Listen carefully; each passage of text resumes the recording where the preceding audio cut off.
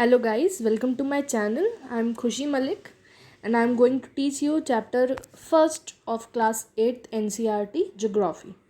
This chapter is resources. Resources का क्या मतलब होता है? Resources का मतलब है anything that can be used to satisfy the need is resource.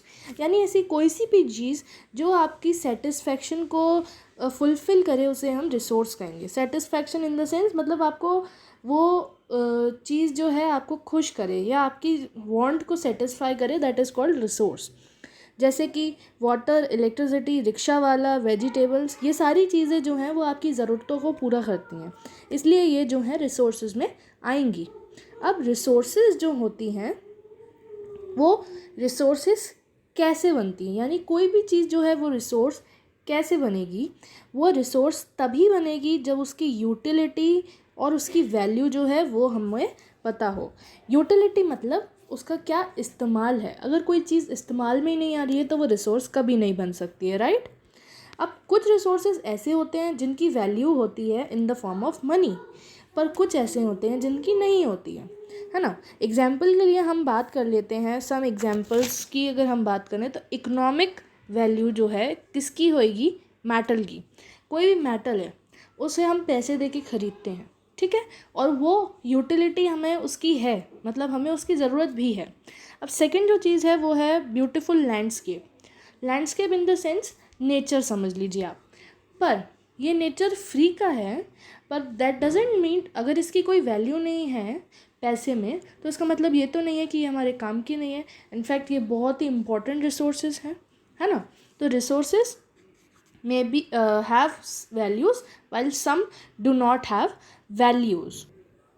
Now the next para says time and technology are two important factors that can change substances into resources. यानी दो फैक्टर जो resources को change कर सकते हैं, किसी भी substance को रिसोर्स में चेंज कर सकते हैं, वो है time and technology.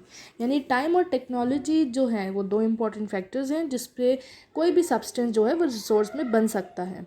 Both are related to the need of people. दोनों जो हैं इंसानों की ज़रूरत से रिलेटेड हैं.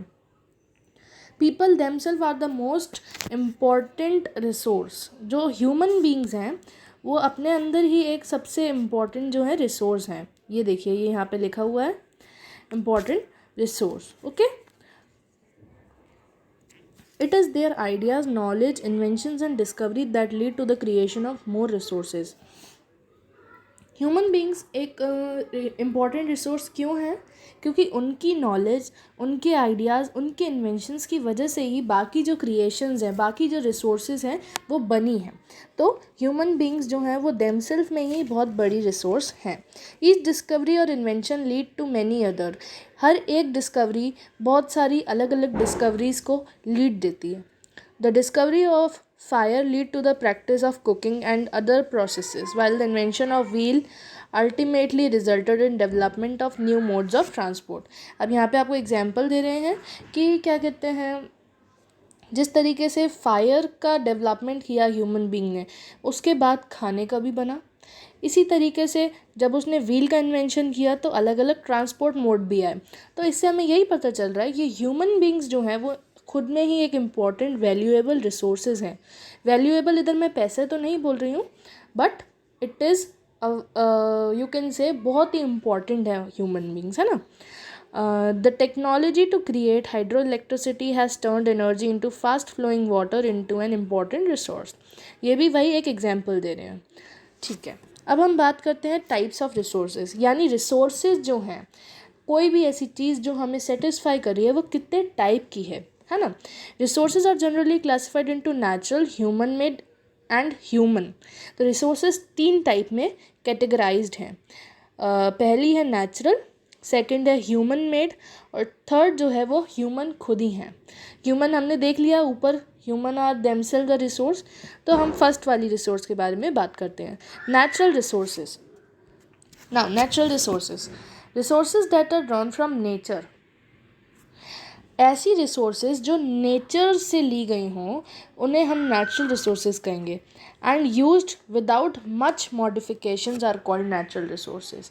यानी ऐसी रिसोर्सेज जो नेचर से ली गई हों और उसमें बहुत ज़्यादा मॉडिफिकेशन मतलब बहुत ज़्यादा आगे ऊपरी काम ना किया गया हो, ऐसी रिसोर्सेज को हम नेचुरल रिसोर्सेज कहते हैं। The air we breathe, the water in our rivers and lake, इसका एग्जाम्पल क्या होगा?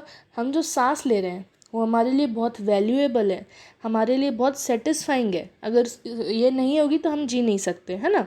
तो ये जो होंगी, ये सब जो है नेचुरल रिसोर्सेज हैं, right. The soil minerals are all natural resources.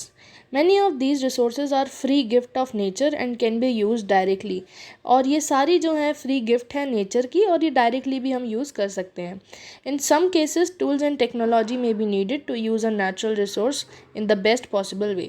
पर कुछ कुछ जगहों पे हमें मॉडिफिकेशन की ज़रूरत है, टेक्नोलॉजी की ज़रूरत है, तो किसी चीज़ का अच्छे से यूज़ करने के लिए। नेक्स्ट हम बात करते हैं, natural resources can be broadly categorised into renewable and non renewable. यानी नेचुरल रिसोर्सेज जो हैं वो दो टाइप में कैटेगराइज्ड हैं, renewable natural resources, non renewable natural resources. हमने पढ़ा नेचुरल रिसोर्सेज क्या होते हैं, जो नेचर से लिए गए हों और क्या कहते हैं बहुत कम मॉडिफिकेशन के साथ हमें यूज़ कर सकें, ठीक है। Renewable resources are those resources which get renewed or replenished quickly. Some of these are unlimited and are not affected by human activities. यानी renewable resources कौन सी resources हैं? ऐसी resources हैं जो बहुत ही जल्दी हम कह सकते हैं रिप्लेनिश हो जाती हैं। रिप्लेनिश इन द सेंस बहुत जल्दी वो दोबारा से ग्रो कर जाती हैं, ठीक है।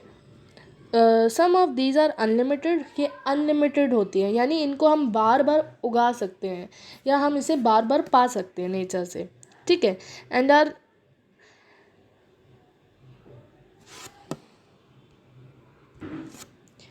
For example solar and wind energy, मतलब ये ऐसी रिसोर्सेज हैं जो ह्यूमन की एक्टिविटीज़ से अफेक्ट नहीं हो रही हैं, क्योंकि विंड हवा तो हर टाइम चलेगी, इस पर हमारा कोई कंट्रोल नहीं है। ऐसे ही सोलार एनर्जी यानी सन की जो लाइट है उस पर भी हमारा कोई कंट्रोल नहीं है। Yet careless use of certain renewable resources like water, soil and forest can affect there stock. पर तब भी इन चीज़ों को अगर हम बहुत ही केयरलेस वे में यूज़ करते हैं तो इनके स्टॉक के अंदर थोड़ी कमी आ सकती है। Water seems to be an unlimited renewable resource, but shortage and drying up of natural water sources is a major problem in many parts of world today. Non-renewable resource. Non-renewable resources क्या हैं? Non-renewable resources are those which have a limited stock. यानी non-renewable resources ऐसी resources हैं जो बहुत limited हैं हमारे nature में. Once the stock are exhausted, it may take thousands of years to be renewed or replenished. अगर ये एक बार exhaust हो जाती हैं, यानी एक बार अगर ये ख़त्म हो जाती हैं तो बहुत साल लग जाते हैं इनको दोबारा से हमें मिलने में, मतलब बहुत टाइम बाद जो हैं ये रिसोर्सेज दोबारा से ग्रो कर पाती हैं। Since this period is much more than human life span, यानी ये इतनी टाइम लेती हैं कि ह्यूमन की एक लाइफ भी निकल जाए तब भी। तो such resources are considered non renewable, ऐसी ही रिसोर्सेज को हम नॉन रिन्यूएबल कहते हैं। ऐसी रिसोर्सेज जो बहुत ही टाइम लेती हैं दोबारा से ग्रो करने में, इसे हम नॉन रिन्यूएबल रिसोर्सेज कहते हैं। Example coal, petroleum. Okay guys, we will meet in next video in part 2. Till that, you revise the subject.